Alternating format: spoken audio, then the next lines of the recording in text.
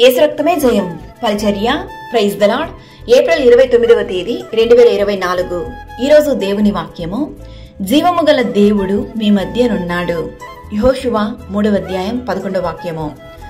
యెహోవా యెహోషువతో ఇట్లనెను, నేను మోషేకు తోడై ఉండినట్లు నీకు తోడైయుందునని ఇశ్రాయేలీలందరూ ఎరుగునట్లు నేడు వారి కన్నుల ఎదుట నిన్ను గొప్ప చెయ్య మొదలు పెట్టెదను అని.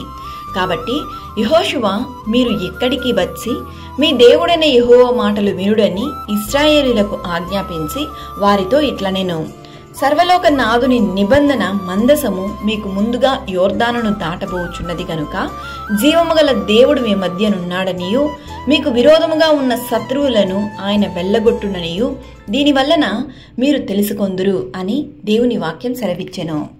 ఈరోజు ఈ వాక్యం వింటున్న ప్రియ సహోదరి సహోదరులారా, మోషేకు యెహోషువకు తోడయున్న ఆ దేవాది దేవుని కృప ఈ దినాన మనందరికీ తోడయుండును. కావున దేవుని యందు విశ్వాసముంచుడి. విశ్వాసము లేకుండా దేవునికి ఇష్టడై ఉండుట అసాధ్యము. నీ భారము యెహోవా మీద మోపుము, ఆయనే నిన్ను ఆదుకొనును. దేవుని సన్నిధిలో మోకాళ్ళుండి ప్రార్థించి దేవుని దీవెనలు పొందుకునే కృపను ఆయన సన్నిధి నుండి పొందుకొనుము. యెహోవా తన సన్నిధి కాంతిని మీపై ప్రకాశింపజేయును గాక. ఆమేన్. God bless you.